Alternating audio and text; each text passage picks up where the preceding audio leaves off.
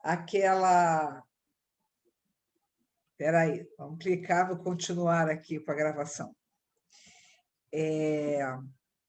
Bom, só para avisar, né? Esse vídeo vai ser gravado e depois nós vamos colocar lá no canal do Contato do YouTube, tá? E depois, quem quiser rever, vai estar lá no YouTube daqui a alguns dias, tá bom? Então,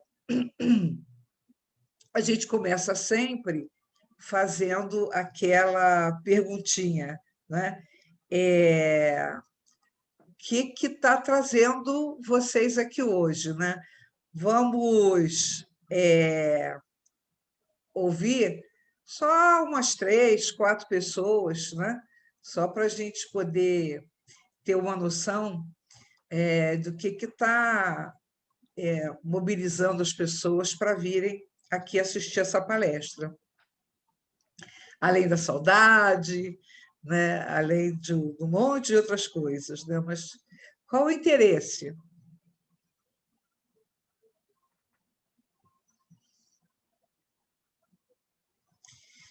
Já vou soltar o grilo tão cedo? Eu vou falar, posso? Claro, Deise. Então, o meu interesse, além de saudade, lógico, eu me senti motivada em ver o vídeo para realimentar o meu desejo de continuar exercendo a profissão, né? Que eu estava um pouco meio assim, sem estímulo, né? E realmente relembrar os temas, né? E esse tema é muito importante para todo mundo e para quem está casado há 40 anos. Vale a pena a gente renovar de novo, né? Não as dicas. Isso. Tá bom? Falando nisso, beijo para todo mundo aí. Tá bom, então. Obrigada, querida. Quem mais? Eu vou falar, Kátia. Fale, Kátia.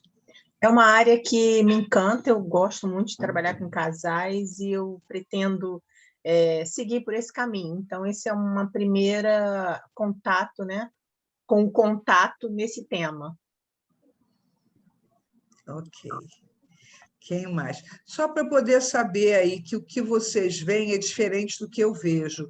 Vocês estão vendo a Kátia destacada ou não? Ah, tá, não. Era assim mesmo que eu não queria que destacasse assim muito, que a gente fica sem ver os outros, né? Alessa levantou a mão. Não levantei a mão, não. Tem uma mãozinha levantada aí. Tem uma mãozinha. Quem mais, então? Eu vou desconectar da sua mãozinha. Eu posso falar? Pode? Eu acredito que conhecimento nunca é demais. Acredito também que isso vai nos favorecer nas nossas relações, assim, dentro da nossa casa, como casal, mas ampliar o conhecimento, eu acho isso fantástico na abordagem da Gestalt terapia. É isso. Saudade também já, né, Eliane? Pois é, pois é.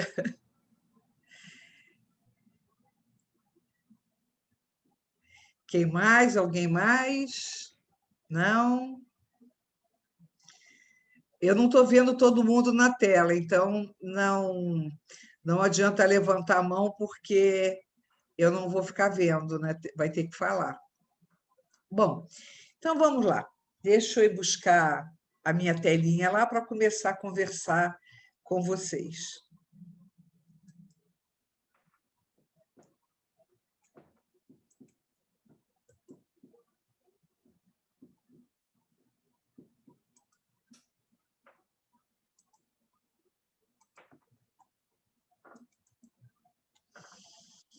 Né? Então, vamos lá para a nossa para o nosso título, né? O casal em crise, a expectativa de consensos e a dificuldade de fazer acordos. Então, muitas vezes, quando a gente fala de crise no casamento, é difícil, às vezes, de imaginar que, na grande maioria, a crise no casamento não começa no casamento, né? A crise do casamento começa muito antes. Começa, principalmente, nas histórias de que cada um, né, cada um do casal viveu, como foi a sua história familiar, quais foram as suas expectativas, quais foram as suas experiências, os exemplos que essa pessoa teve, né, ao longo da vida, e que ela vai levando isso para o casamento.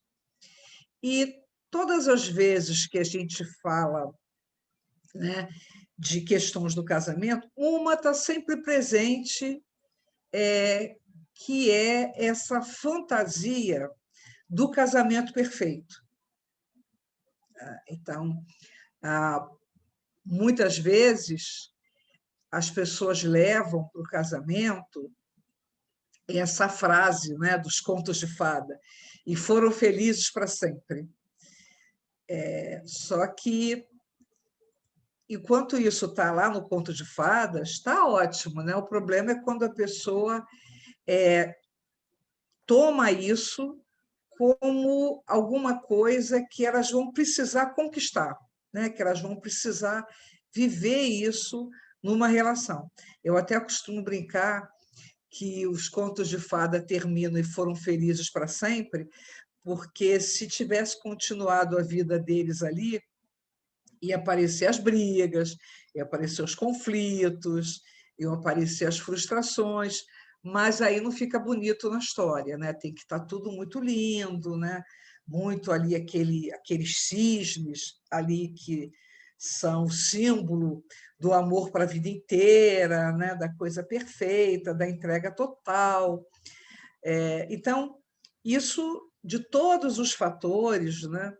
Isso é aquele que a gente sempre assinala quando a gente vai falar de crise no casamento, a gente sempre lembra que, boa parte das vezes, os dois ou um vem com essa expectativa, né, de que vai ser tudo perfeito.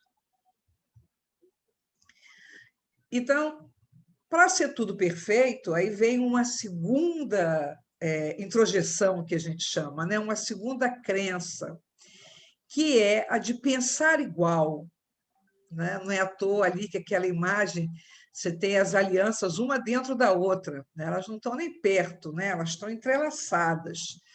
Então, não se pode pensar diferente. Então, se não se pode pensar diferente, então é proibido dizer não. Então, uma das coisas que é colocada quando se pensa nessa relação perfeita é isso, não pode dizer não, né? Então, os dois têm que concordar, não pode existir conflito, não pode existir frustração, não pode existir nenhum tipo de descompasso, porque aí isso quebra aquela imagem do casamento idealizado, né? Bom, aí agora sim, eu dou um intervalo só para fazer uma pergunta, né, para vocês. Vocês não precisam responder, é para vocês pensarem, né? Quem acredita nisso, né? Se vocês acreditam nisso, sejam sinceros com vocês, né? Não vão precisar revelar, né? Só para vocês se observarem dentro dessa continuidade. Então, vocês vão se perguntar se vocês acreditam nesse amor perfeito,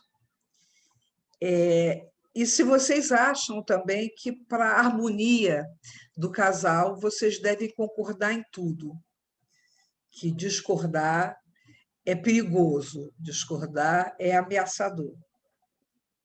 Só fiquem com essa, né, essa resposta para vocês.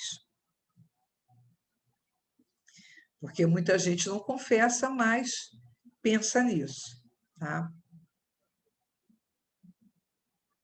Bom, tendo respondido para vocês essas perguntas, deixa eu ir para o outro slide. A vida desafiando a regra, né? Então, as pessoas vão, né, para o casamento, com toda aquela fantasia de que vai ser tudo muito feliz, não vai ter problema nenhum. Então, a vida começa a trazer problemas. Traz doenças, né, doenças das pessoas, doenças de filhos, traz dificuldades financeiras, né, traz aquela sogra jararaca que fica viúva e vai morar com o filho, que a nora não se dá bem, ou, né? Ou aquele sogro que implica com tudo, né? Que vai morar na casa, ou as pessoas têm dificuldade financeira séria e voltam para a casa dos pais.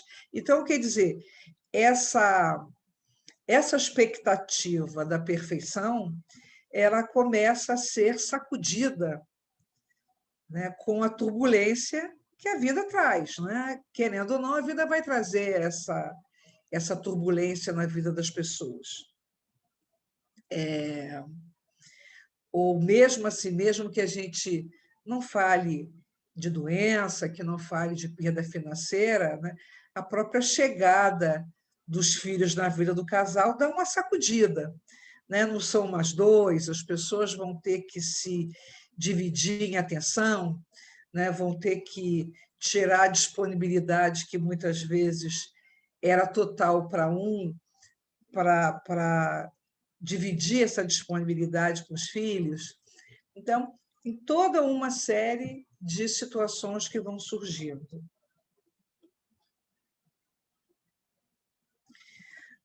E aí a gente fala dessa pseudoaceitação. O que eu chamo de pseudoaceitação?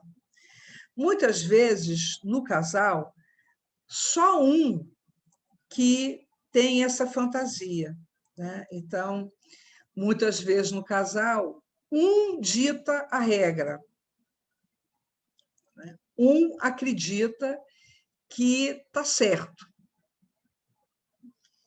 E o outro, muitas vezes,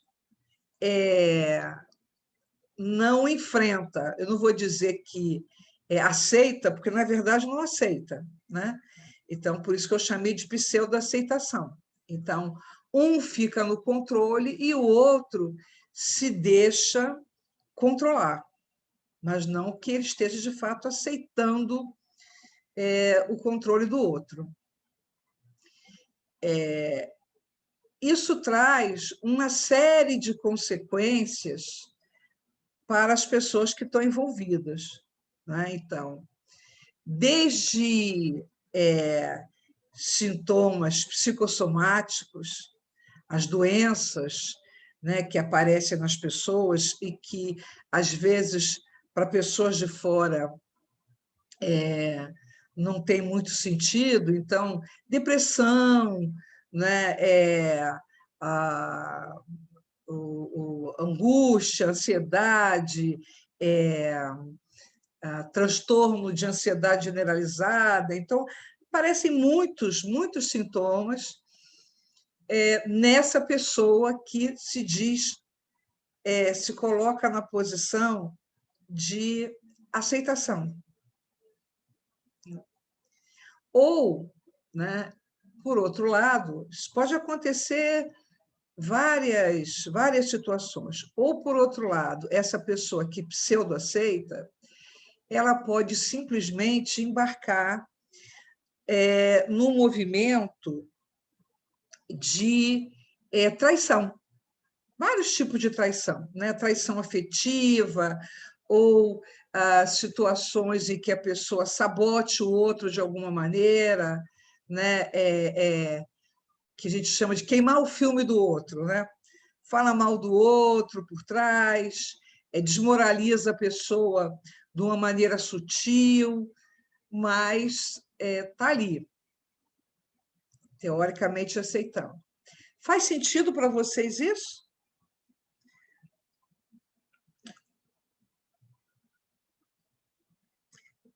Alguém quer falar alguma coisa? Deixa eu voltar para cá.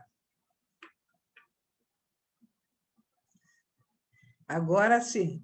Agora eu queria conversar um pouco, porque, como a gente tem um monte de terapeutas aqui... Eliane, posso falar? Por favor. Então, essa pseudo-aceitação pode ser o fato de você estar cedendo o tempo todo para o outro? Isso. E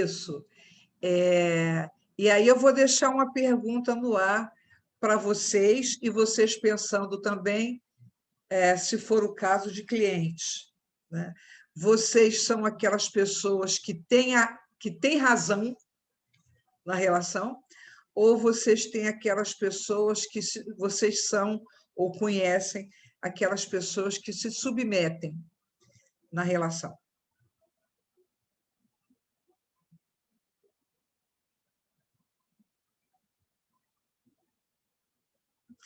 Tina, sua câmera está aberta.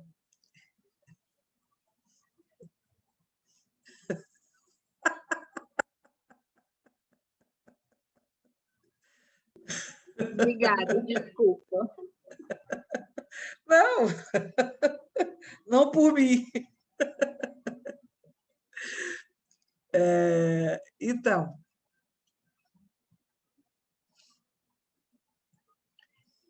em algum comentário sobre essa experiência de ver como se comporta aquela pessoa que se submete, né, ou não tem coragem de enfrentar. Porque normalmente... Eu acredito... Oi, fale. Faz, gente. Não, fale. Quem estava falando? Pode continuar. Sou eu, Eliane, Núbia. Então, eu Sim. fico pensando aqui, na verdade, que para acontecer um equilíbrio, né, os dois precisam estar cedendo. Só que eu não sei, por uma questão de personalidade, se um dos cônjuges acabam deixando ser manipulado por falta de encorajamento.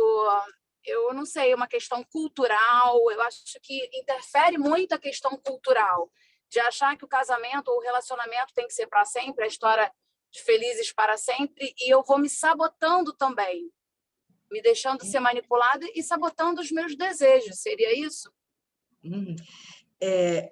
Tem duas observações aí no seu comentário, né?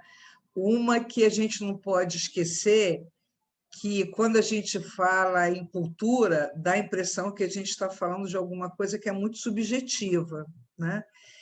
Fica parecendo uma coisa muito inalcançável, mas a gente está falando de educação, né? A gente está falando de como os pais transmitem, como a escola transmite, né? Então, para a gente não ficar só... Assim, você não está errada, não, mas só para a gente não ficar naquela coisa meio sem cara que é a cultura.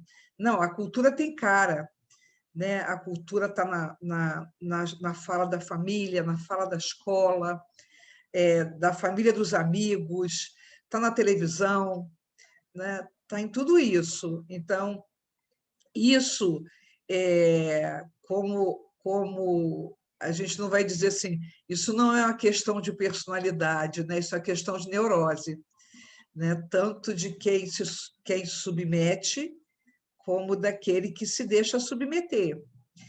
E a gente sempre tem que pensar que isso tem uma história. Não vem não vem sozinha, né? Não cai, não vem na genética, vem da educação mesmo. E essa pessoa, e é importante a gente também pensar que essa pessoa que se deixa submeter, ela não é uma pessoa que vai ficar só se submetendo. Isso é importante a gente ter em mente, né? Essa pessoa, ela vai reagir muito, né? Muito comumente, ela não vai reagir enfrentando, mas ela vai reagir sabotando, né? Ela vai reagir, como eu falei antes, né? Falando mal da pessoa, traindo, ou, né? Ou ficando doente mesmo, não fingindo que está doente, ficando doente mesmo, adoecendo mesmo, né? De tanto se conter dentro daquela situação, né? Então, como eu tinha perguntado, né? Para vocês, também não precisa me responder, mas a menos que vocês tenham um comentário de alguém conhecido, né? De cliente, etc. e tal. Mas como vocês interagem na relação? Vocês são aquelas pessoas que acreditam que tem sempre razão? Ou vocês são aquelas pessoas que se submetem àquela pessoa que o tempo todo está colocando como se ela tivesse razão? Né? Isso é uma pergunta para se deixar fazer aí. Mais alguma observação, algum comentário? Não, quando você fala nessa questão da pessoa que pseudo-aceita e que ela faz uns movimentos de traição e sabotagem, eu tenho uma vivência num grupo de casais que é exatamente assim. Na aparência, parecia que estava muito bem quando o marido estava perto. Quando o marido saía, a gente ficava sabendo todas as coisas que ela não concordava, mas que ela não tinha coragem de falar para o marido porque ela queria permanecer na relação com ele. Mas, assim, até para os homens ela não falava muito, mas depois, quando ela estava só entre as mulheres, ela tinha oportunidade de falar e a gente ficava horrorizada. Então, acontecia, eu já vi muito acontecer isso, que você acaba olhando até para o marido com um olhar diferente, porque você escuta a esposa falar alguma coisa dele que, quando estão os dois juntos ali, parece que não é verdade, porque eles mantêm uma certa aparência, né? Ela submetia muita dominação dele por várias questões, até financeira, intelectual, mas quando ele não estava por perto, ela falava, e quando ele olhava, ela já mudava completamente. Não, ele está me olhando, eu não posso continuar a falar, porque ele vai saber que eu estou falando dele. E quando você falou isso, só me veio esse casal na mente. Isso, porque é um movimento que a gente tende a olhar para essa pessoa somente como coitadinha, né? Não olhar que a força dessa pessoa está aí, né? Ela de alguma forma, ela desqualifica o poder do outro por trás do outro. Que, no fundo, assim, gerava até em quem ouvia uma certa desconfiança de quem é que estava submetendo ao quê, porque, pelo que ela falava também, ela não parecia ser uma pessoa muito fácil na relação. Então, você nem sabia dizer que lado tomar. Os dois estavam ali num conflito grande. Se ele era o pobre coitado ou se ela que era a pobre coitada. Então, né, eu sempre costumo dizer que o jogo da opressão se joga a dois. Né? O jogo da opressão não é um só jogando, são dois jogando. Eu tive um cliente uma vez, que por muito pouco a relação dele não foi para o saco, porque ele ficava falando mal da esposa para os próprios pais dele, né? Então ele chegava lá na casa dos pais dele e falava mal, abria o jogo ali, jogava tudo na mesa, né? E depois ele não entendia por que os pais estavam agindo de maneira estranha com a esposa dele, né? E aí ficou um climão, né? E aí eu tive que chamar a atenção dele para isso. Falei, mas da mesma forma que você faz aqui, você faz com seus pais? É isso mesmo? Ele, são meus pais, né? Eu falei, pois é, mas você está pondo seus pais a favor ou contra a sua relação, né? E aí ele se deu conta disso e começou a segurar um pouco a onda, mas a relação ficou por um fio mesmo. E a esposa não entendendo nada. Seus pais estão diferentes comigo, o que está acontecendo, está acontecendo. E aí começou a criar mais atrito na própria relação. Né? E precisei chamar a atenção dele para isso. Né? Foi uma coisa que realmente assim, me chamou muita atenção lá na história.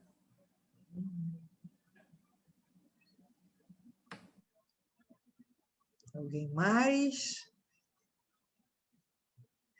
Isso é muito comum, Rodrigo, que você falou, é muito comum de acontecer, né?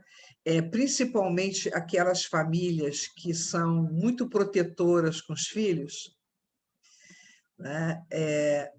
Tem uma crise em casa, aí o filho vai para a casa dos pais e fala lá do marido, ou fala mal da mulher, né? Só que aí, assim, a família, como tem essa postura de muita proteção, depois não perdoa a outra pessoa, né? E aí a crise vai crescendo, né, por conta desse apoio.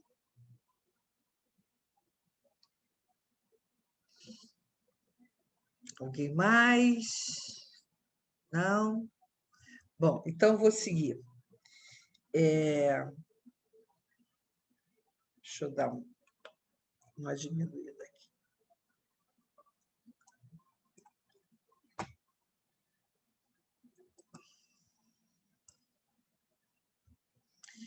Consenso e acordo, né?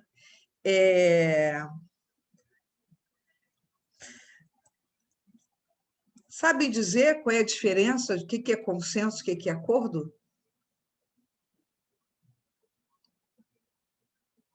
Talvez o consenso você julguem igual, pensem igual. O acordo é que, mesmo pensando diferente, vocês chegam a um denominador comum. Mais ou menos isso? Isso. Quem mais tem alguma? Quando a gente fala, também faz parte, lá vem daquela história, lá do casamento ideal, da relação ideal, de não pode, as pessoas têm que pensar igual, não pode discordar, não pode dizer não.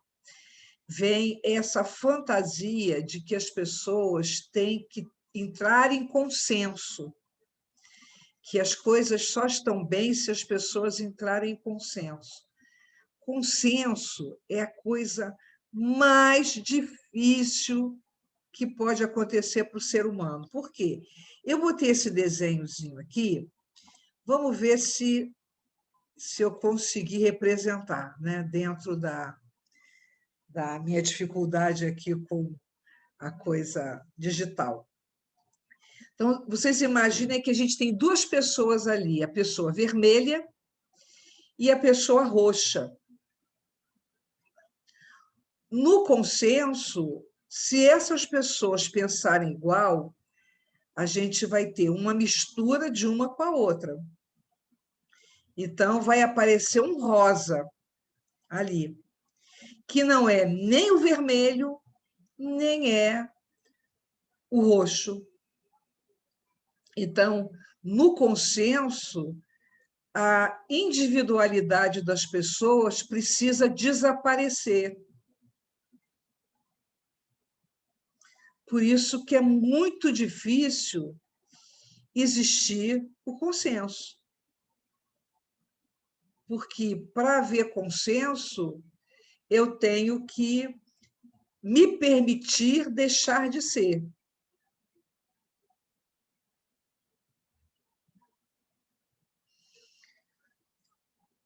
Quando a gente está falando de acordo, a gente está falando ali, eu estou pegando aquela outra figurinha embaixo, a pessoa vermelha e a pessoa roxa. Num acordo, as duas pessoas cedem uma parte em benefício de alguma coisa que vai acrescentar para os dois.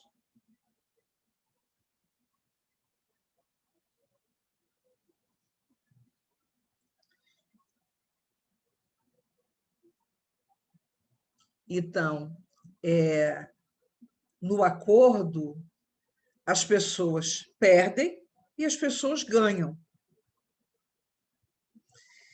Em geral, nessas situações, as pessoas que têm razão são as pessoas que elas defendem uma ideia de consenso, na qual elas imaginam, quer dizer, imaginam, né, que no consenso o que vai predominar vai ser, imaginam, né, que vai ser o ponto de vista dessa pessoa que está defendendo que tem razão. Mas não vai ser, né? O que acontece, se a gente olhar para essa figura, a gente vai ver que, ainda que uma pessoa se submeta totalmente à outra, essa pessoa que submete, ela também deixa de ser. Né? É só olhar ali para o desenhozinho para a gente imaginar. Né? Se A acha que engolindo, né, vamos dizer assim, engolindo o roxo, o vermelho vai continuar aparecendo, o vermelho não continua aparecendo. Vai ser um rosa. Né? Então, e não é à toa que as pessoas reagem mesmo a essa possibilidade de se perder na relação, porque a sensação que se dá é essa, se perder na relação, quando se fala em consenso. Porque você vai abrir mão, vai precisar abrir mão de expectativas, de desejos, de sonhos, de necessidades, né? E, felizmente ou infelizmente, sei lá, né? Nós temos razão demais, nós temos conhecimento demais, nós temos convicção demais, né? Nós temos crenças demais para poder aceitar. Se fazer um acordo já é uma coisa dificílima, imagina um consenso. Então, é assim. Queria ouvir um pouquinho vocês agora. Como é que isso está chegando?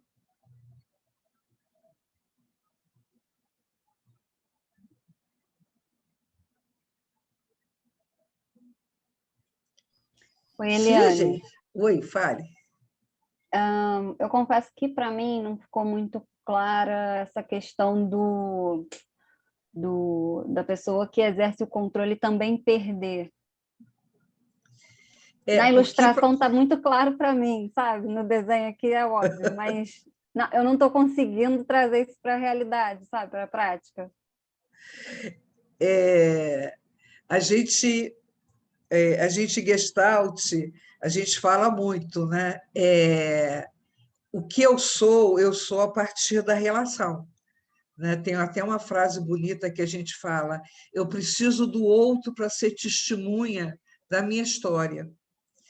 Se o outro pensa igual a mim, eu deixo de ter com quem interagir e eu deixo de ser. Né? Então, tentando olhar para a prática, né? Quando eu tenho razão, né? Quando eu quero impor a minha razão a todo mundo, eu deixo de interagir. Eu começo a sentir que não está acontecendo nada. Eu posso... não é à toa que, por exemplo, essas pessoas que exercem, têm esse movimento de exercer o controle sobre as outras, que elas são uma espécie de devoradores. Né? Assim que ele sente que a pessoa está submetida, ele larga e vai para uma outra presa. porque o que satisfaz não é o controle total, é o jogo do controle. É o jogo neurótico, tá? Mas é o jogo do controle. Então, assim, a pessoa fica vazia.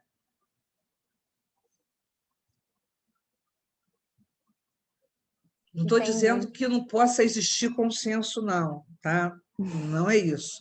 Eu estou dizendo que o consenso ele pode existir a partir do momento que for muito claro para as pessoas que elas estão se entregando completamente naquele momento.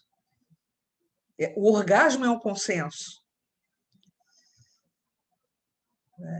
Que as pessoas elas se integram, elas são uma só naquele momento. Então, mas é uma coisa rara de acontecer. Não o orgasmo, mas o consenso nas nossas vidas. Então, quando... Eliane, Oi? Não, eu posso esperar, não tem problema não. É porque me parece também que entra um pouco na disfunção de contato, né? A da confluência, você acaba se perdendo e, assim, no final não vai ficar uma relação, não sei nem se eu posso usar esse termo benéfica, ou frutífera, ou funcional. Algum momento vai acontecer uma perda, uma quebra de contato ali e essas coisas vão se acumular e provavelmente vai gerar outros problemas, que é o que você está falando, dos sintomas que vão aparecer, das doenças, porque fica confluente, vai ficar apagado. Uma delas, quer dizer, as duas, né? As duas vão ficar com bloqueio, porque o que precisa dominar precisa de alguém que se sujeite. Se não está mais ali, ele vai também perder aquela funcionalidade neurótica dele, de ter alguém para se subjugar, né? Ele vai perder em quem está Então, não tem relação. É. Na confluência não tem relação, tem imbróglio. Tem imbróglio, não tem relação. Para ter relação, eu preciso de duas coisas diferentes. A relação só existe na diferença, e é por isso que começa a história lá na fantasia, que muitas vezes vem antes do casamento, que não pode ser diferente. Mas só existe nutrição na diferença. O que é igual não nutre.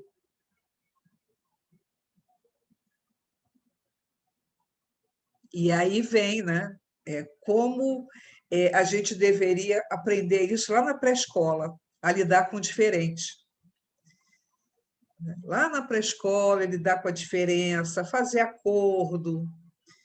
Né? Isso deveria ser matéria fundamental, principalmente no primeiro grau inteiro, né? Na pré-escola, no primeiro grau inteiro. Vamos aprender a fazer acordo, vamos aprender a lidar com o que é diferente, porque o crescimento e a nutrição vêm do diferente, não vem do igual.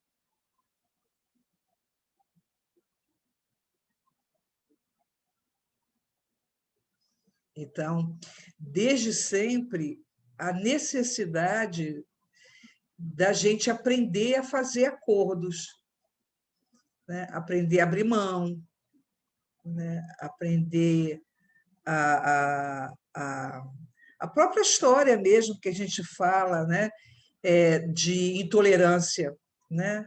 A intolerância é a dificuldade de você lidar com o diferente. Só que quando você lida só com o igual, você não cresce. Né? É igual lá o filho que volta para casa e reclama, o filho ou a filha que volta para casa e reclama dos pais, com os pais sobre o parceiro, não cresceu. Ele não sabe lidar com o que é diferente, ele volta para casa e pede socorro e fica igual, não vai crescer. Não entendi, Eliane, repete, por favor, essa tua fala aí dos pais.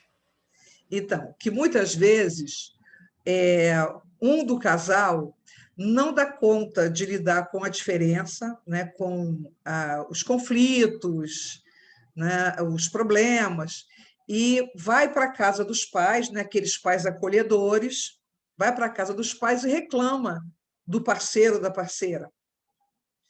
Aí a família que é acolhedora acolhe isso, aceita, dá razão a essa pessoa, né? E cria essa, vamos dizer assim,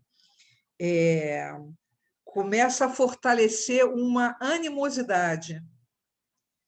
E aí, assim, esse filho ele continua não aprendendo a lidar com a diferença. Ele não aprende a resolver o problema. Ele vai lá, senta no colo do papai e da mamãe, reclama e fica ali, né? E os pais não ajudam a dizer, olha, volta para casa e resolve lá. Né? E dificilmente, né? Dificilmente quando tem... Não estou falando das questões, não estou falando de absurdos, né? De violência física, não estou falando isso, não. Acho que não é novidade para ninguém. Com certeza, todo mundo aqui conhece aquele casal que brigou, os dois brigaram porque a gaveta não estava arrumada direito, a pessoa faz a mala e volta para a casa dos pais. Isso é muito comum de acontecer. Aí chega, fica aqui, fica bem, não sei o quê, parará. Não aprendeu nada, né? Aí volta para lá, vai acontecer a mesma coisa. Casal também que um dos dois também gasta muito, compra muito, aí o outro só reclama de quem gasta, mas continua na mesma coisa, né? Aí reclama com os outros, porque minha mulher gasta muito, não sei o quê. E daí? Isso daí já é assunto para uma próxima palestra, que vai ser as pistas que mostram que tem tudo para dar errado. Professora, deixa eu ver se eu entendi aqui. O consenso, ele seria: eu me anulo, você se anula e nós tentamos criar um outro, sermos um outro. É isso? Não, e o acordo seria um contrato. Isso. Você me respeita, eu te respeito, e nós tentamos, nesse contrato aqui, permanecer com nossas individualidades e seguir. Isso. Tá. É claro que a gente tem que pensar que, às vezes, tem diferenças que não dá para conciliar. Né? Mas, da maioria das vezes, quando a gente está falando de crise de relacionamento, a gente está falando de muitas possibilidades das pessoas entrarem em acordos e elas não entram. Né? Simplesmente porque, de repente, um acha que ele sabe o que é melhor, que ele sabe que tem que ser assim, que ele sabe que tem que ser desse jeito. E a gente, assim, quem não passou ainda por isso vai passar, por ter aquele cliente que se submete e ter aquele cliente que é o cliente que tem razão. Aquele cliente que você está questionando, mas aí você não perguntou, e aí, não, mas não. Eu sei que é assim. Eu sei que é desse jeito. Então, a gente está imaginando o que está acontecendo do outro lado, a dificuldade da pessoa aceitar mesmo. É claro, então, mais uma vez falando, é claro que isso não nasceu do casamento. Isso chegou no casamento. Porque a gente tem essa tendência de olhar e imaginar que o conflito nasce do casamento. Ele não nasce do casamento. Ele já estava prontinho para acontecer. E muitas vezes, né, muitas vezes as pessoas veem isso antes, mas botam na conta do amor, né, que a coisa mais injustiçada que tem é o amor, né? Não, é porque é o amor, coitado do amor. Né? O amor é que nem Deus, não está para atrapalhar. As pessoas se atrapalham, botam a culpa em Deus e no amor. Não tem isso. Não justifica com amor. O amor não está para isso. Mais alguma observação? Eliane, aí entra o ajustamento criativo ou não?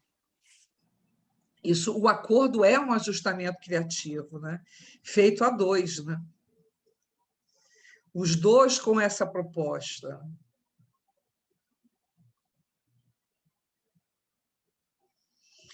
Bom, então, eu vou trocar aqui o slide para vocês e eu vou trazer um texto, que é um texto da Marta Medeiros, né? Eu gosto muito da Marta Medeiros. A Marta Medeiros ela é uma terapeuta nata, né? E esse texto, ela acaba falando justamente de alguns aspectos que são importantes, né? Esses aspectos que a gente deixa passar em branco dentro da relação e que não favorecem absolutamente em nada a gente estabelecer acordos, tá? Então, deixa eu ir colocando, depois a gente conversa mais um pouquinho.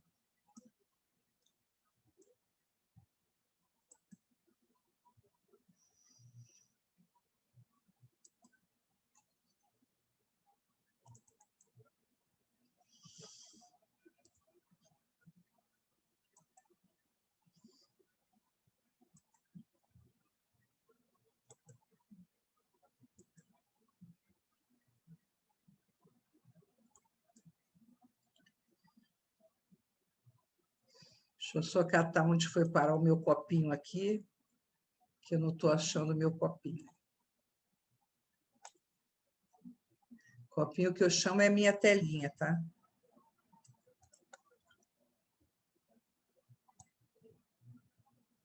Ah, achei. Tá. Então, vamos lá para o texto da Marta Medeiros. Em maio, Promessas de Casamento, o nome do texto. Em maio de 98, escrevi um texto em que afirmava que achava bonito o ritual do casamento, a igreja com seus vestidos brancos e tapetes vermelhos, mas que a única coisa que me desagradava era o sermão do padre. Promete ser fiel na alegria e na tristeza, na saúde e na doença, amando-lhe e respeitando-lhe até que a morte os separe. Acho simplista e um pouco fora da realidade. Dou aqui novas sugestões de sermões. Promete não deixar a paixão fazer de você uma pessoa controladora e sim respeitar a individualidade do seu amado, lembrando sempre que ele não pertence a você e que está ao seu lado por livre e espontânea vontade?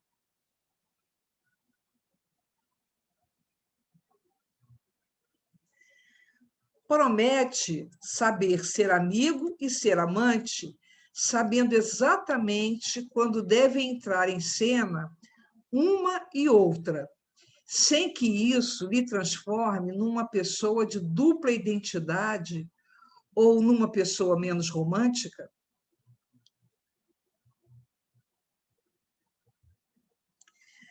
Promete fazer da passagem dos anos uma via de amadurecimento e não uma via de cobranças por sonhos idealizados que não chegaram a se concretizar?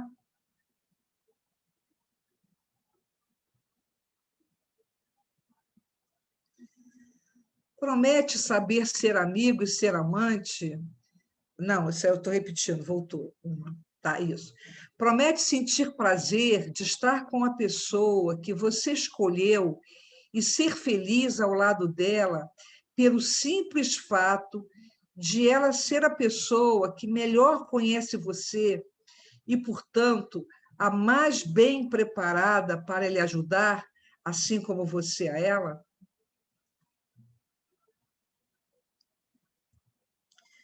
Promete se deixar conhecer?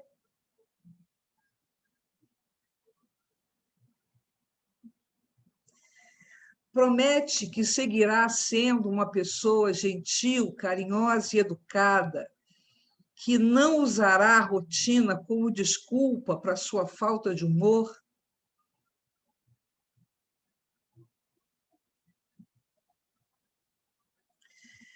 Promete que fará sexo sem pudores, que fará filhos por amor e por vontade, e não porque é o que esperam de você, e que os educará para serem independentes e bem informados sobre a realidade que os aguarda?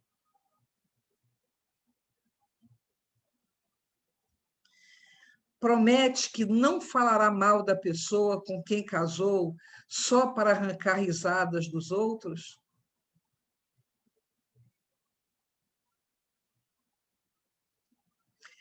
Promete que a palavra liberdade seguirá tendo a mesma importância que sempre teve na sua vida, que você saberá responsabilizar-se por si mesmo, sem ficar escravizado pelo outro, e que saberá lidar com a sua própria solidão, que casamento algum elimina?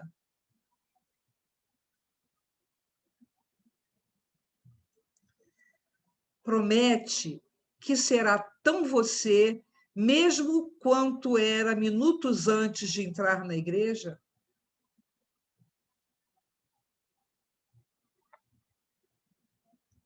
Sendo assim, declaros muito mais que marido e mulher, declaros maduros.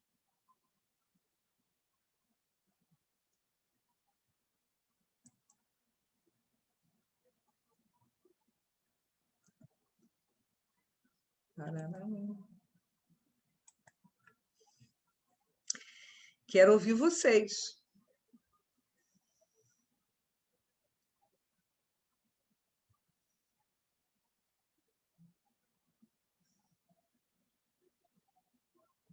Muito bom, não conhecia. Muito bom. Excelente. Me depois quero essa cópia aí. Vou ter que dar para o meu cônjuge. Não, aquilo que a gente fala, né? Vai prender na porta da geladeira, não, você vai prender no espelho do quarto, né? Professora, mas eu acho que se o padre falasse isso, ninguém casava. É melhor colocar na possibilidade da eternidade, joga para a eternidade que fica mais fácil. Porque se colocar isso tudo aí, ó, o pessoal não casa, o pessoal desiste. Pois é, pelo menos assim, levava mais tempo para casar, mas casava mais consciente, né? Aquelas histórias assim, a pessoa casou 2 meses depois, separou. Gente, não é possível. Não é possível. Pois é, e a gente vai ensinando, isso que você falou, eu acho muito importante, né? A gente vai... tem isso também, né? Hoje eu tenho 50 anos e eu sou uma nova pessoa, mas eu recebi, né? Não é culpa, né? Mas assim, eu recebi uma idealização sobre casamento que eu fui desconstruindo, obviamente, né? Aos trancos e barrancos de terapia, mas era muito difícil, né, para as meninas da minha geração, assim, né? Então eu acho que as minhas filhas vão poder fazer isso de uma forma, de uma escolha mais autêntica, né? Já, né? Assim, porque elas estão vendo outras coisas, tendo outras informações, mas eu me lembro que tinha esse peso, né? Eu ouvia, eu tenho uma frase que eu ouvi que eu nunca mais esqueci. Na minha família se dizia assim, a mulher tem que casar, nem que seja para separar. Então, assim, isso é de um peso assim, absurdo, né? Então, eu acho que... Mas mesmo essa geração, hoje eu observo que ainda se tem tanta informação, até, por exemplo, sobre maternidade também, que é outra idealização, mas a gente continua caindo nesse mesmo lugar, né? Então, quando ela coloca ali maduro, é perfeito, né? Assim, é bem... É bem isso. E esse peso não era só o peso para as meninas, era o peso para os meninos também. Né? Então, assim, você tem que ser o macho alfa. Você tem que ser o provedor, você tem que mandar. Né? As mulheres tinham que saber mandar na empregada. E o marido tinha que saber mandar em todo mundo. Eliane, uma das partes que eu gostei mais é quando ela fala que a questão da solidão, ela continua existindo como questão, mesmo você estando casado. E aí, quando a Cláudia fala de idealização, de expectativas, uma das coisas que é assim, cantada em música principalmente, é a história da tampa da panela, da metade da laranja, que a gente tem uma metade, porque a gente vai se sentir completo com aquela metade ou com aquela tampa, e nada disso é verdade. Quer dizer, essa questão da maturidade fala sobre a gente ser inteiro num relacionamento, e não metade a ser completada por ninguém. Isso é muito prejudicial, eu penso. E aí, quando as pessoas se veem diante desse tipo de questão, se assustam, se desequilibram muitas vezes, porque não era isso que elas esperavam no relacionamento. Muito bom esse texto. Mas eu acho que tem uma relação muito grande com a romantização, né, das relações.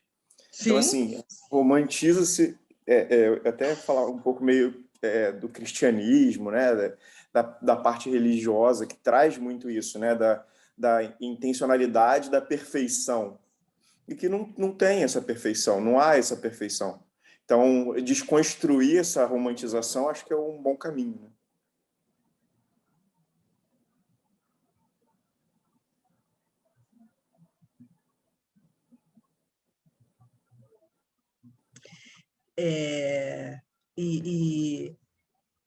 Isso às vezes acontece, é muito difícil, né? Você tinha que fazer todo mundo, né? Todo mundo para casar deveria fazer um período de terapia de casal, né? Para poder entender como é que está indo, como é que está chegando nessa relação.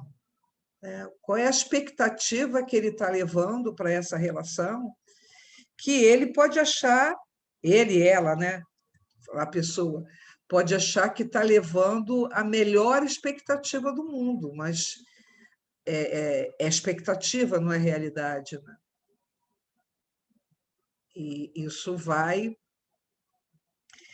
ser confrontado lá com as expectativas do outro.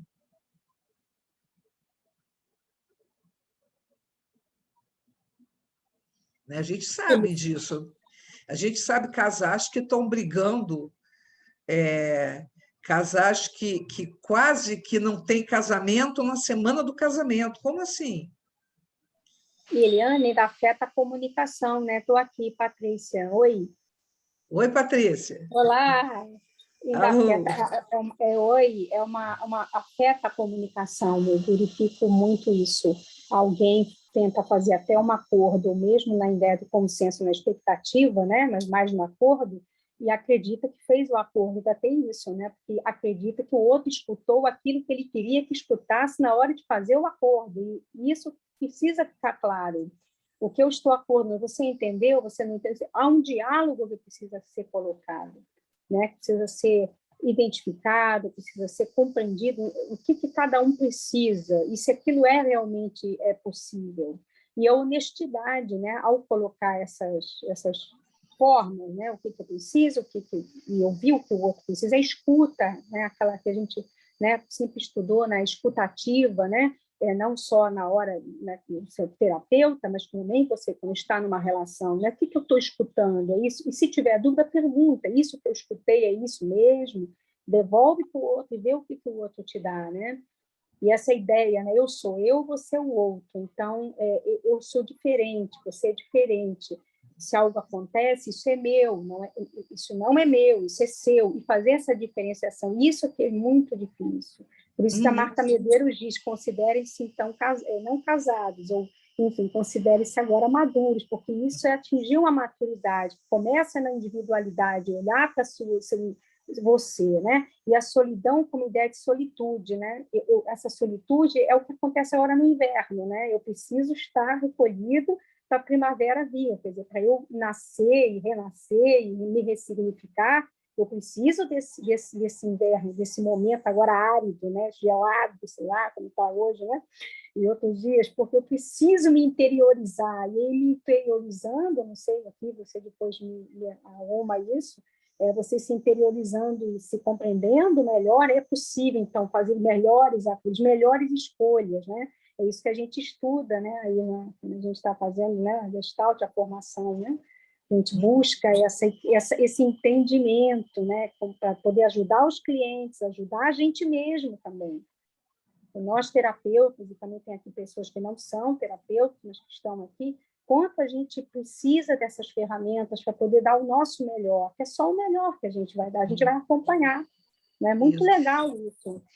E é importante, Patrícia, a gente ter em mente que mesmo essa pessoa que quer ter a razão, que banca, ele não está fazendo isso porque é mau caráter, né? A gente tem que ter em mente que a grande maioria das situações são dificuldades, né? Eu sempre lembro de uma frase de uma grande mestre que eu tive de Gestalt, né?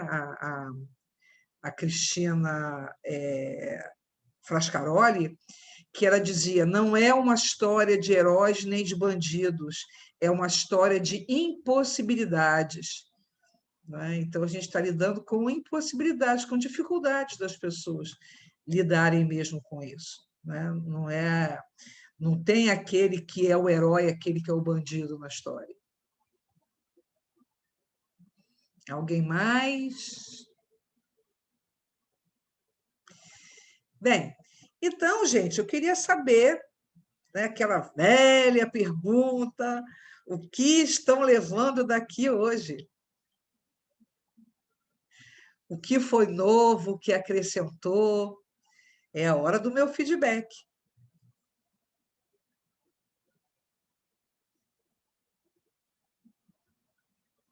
Jura que ninguém está levando nada? Achei muito interessante essa diferença que você fez entre consenso e acordo. Eu nunca tinha visto nada assim parecido.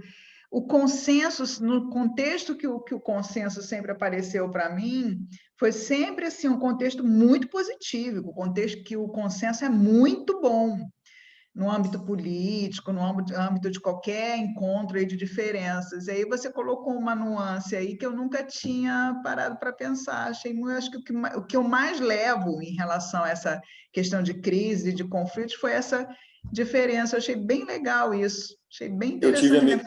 Aí eu fiquei tentando assim lembrar no meu relacionamento, né? Eu tive um relacionamento de 29 anos. O que vigorava aquele relacionamento? Era acordo, era consenso. Aí eu me dei conta que era na verdade, um consenso, né? Que havia um desequilíbrio ali na relação e tal. Bem legal, gostei bastante. Eu tive a mesma visão da Tânia. Inicialmente, quando eu olhei, eu falei, o consenso é o positivo, que você vai ter uma unificação ali. E depois que eu desconstruiu isso e eu vi que o acordo era melhor. Eu também levo essa questão do consenso mesmo, na verdade, da busca do acordo e não do consenso. Né? Porque, assim, ambos perdem força, na verdade. Né? Eles deixam de ser quem são e se tornam algo que não nutre mais nada, que não vai fazer a relação crescer, né? Justamente pela falta de diferença. Né? Então, independentemente de quem esteja trazendo a ideia, né, mata a relação. De uma forma ou de outra, mata a relação. Eu acho que isso foi o que ficou mais forte para mim. Não é que o consenso, né, não é que o consenso seja ruim, é porque, na esmagadora maioria das vezes, ele é praticamente impossível. E aquilo que as pessoas acham que é o consenso é um pseudo-consenso. Né? É uma pseudo-aceitação. Sim. Então, e é isso mesmo, como vocês estão dizendo, né? Que quando a gente fala de consenso, todo mundo pensa, não, legal é o consenso. Né? Eliane, o que eu saio daqui hoje foi a frase que me marcou muito, né? Assim, que a gente às vezes pelo menos eu não parava para pensar muito nessa frase, né? Que só existe nutrição na diferença. E aí, se a gente pega isso, a gente leva isso para qualquer tipo de relação, e não só relação afetiva, a relação conjugal, né? Então, é um respeito maior da diferença. A gente só cresce na diferença, né? Então, acho que essa frase ficou bem marcante para mim, assim, para qualquer tipo de relação para minha vida. Então, gostei demais. Eu estou refletindo sobre o texto da Marta Medeiros, né? Porque inicialmente você entrou com a fala do padre, que muitas pessoas internalizam aquilo como verdadeiro, né? Casando na saúde, na tristeza, na alegria e na doença. Então, isso fica muito enraizado. Então, quando você veio com um novo texto da Marta, a gente, para desconstruir tudo isso, foi até o que a Cláudia Venâncio falou, eu quero a cópia disso para poder levar para o meu companheiro e tal. Eu fui tirando print da tela, né? Falei, nossa, que máximo, né? E esse texto foi me fazendo também desconstruir algumas coisas que a gente tem como verdadeiro desde a nossa infância, que quando eu coloquei a questão da cultura, você falou da educação no geral, né? Porque é dentro da casa, dentro de uma instituição religiosa, numa instituição escolar.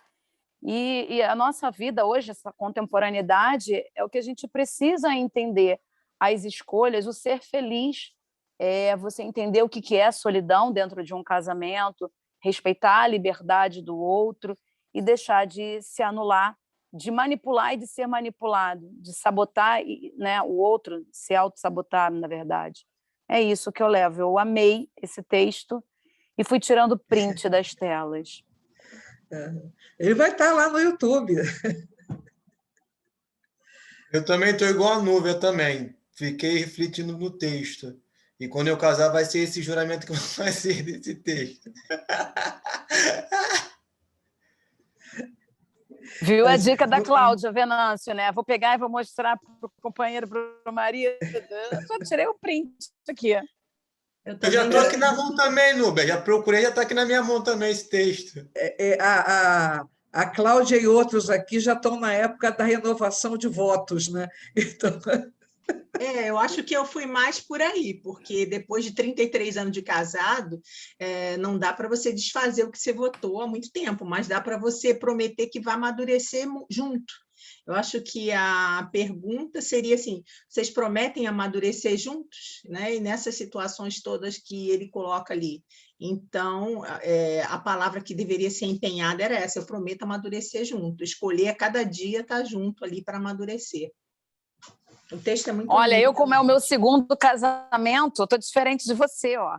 Estou no segundo casamento, então eu vou poder reconstruir aquilo ali. Achei o máximo, é isso que eu estou levando. Muito bom.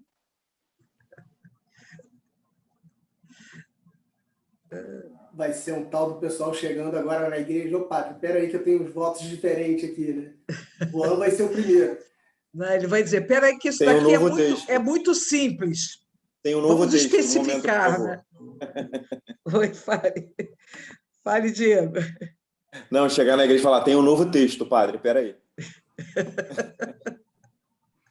Gente, pior que eu pensei a mesma coisa. Quando o Juan falou isso, eu vou levar esse texto, eu pensei que eu também, porque eu sei que nem estava escrito lá, né, no próprio texto original, que sempre gostou desse ritual de casamento, acha legal, mas o texto do padre nunca fez muito sentido, e eu sempre pensei isso.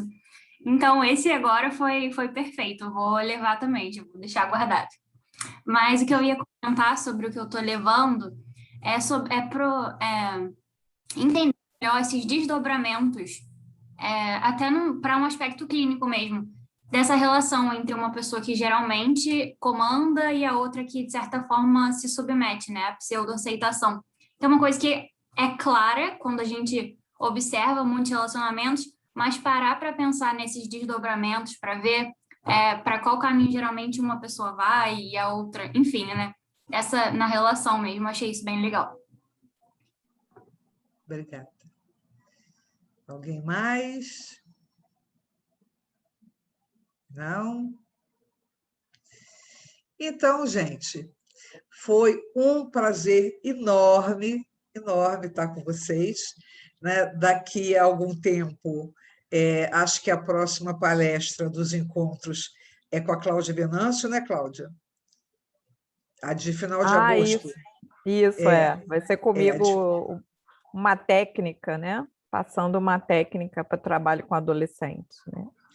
Isso, então, o próximo encontro vai ser com a Cláudia Venâncio, falando sobre o trabalho com adolescentes, e depois, quando tiver o meu próximo encontro, eu vou trazer, já que alguém levantou aqui hoje, eu sempre aproveito a ideia, né? Quando tiver a próximo Casal em Crise, eu vou trazer aquelas pistas que são os sinais diante do casamento que dão a ideia de que tem tudo para dar errado, né? A gente não tem bola de cristal, mas tem algumas pistas que dizem assim, tem tudo para dar errado. Isso, mais para frente, num próximo encontro. Tá ok? Gente, muito obrigado por vocês estarem aqui. Amei o encontro.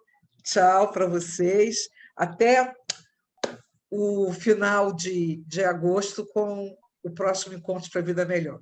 Espero que vocês sempre estejam aqui, tá bom? Beijo, gente. Obrigada. Beijo, obrigada. tchau. Obrigada. Tchau, Beijo. gente. Boa noite. Boa noite. Boa noite. Tchau.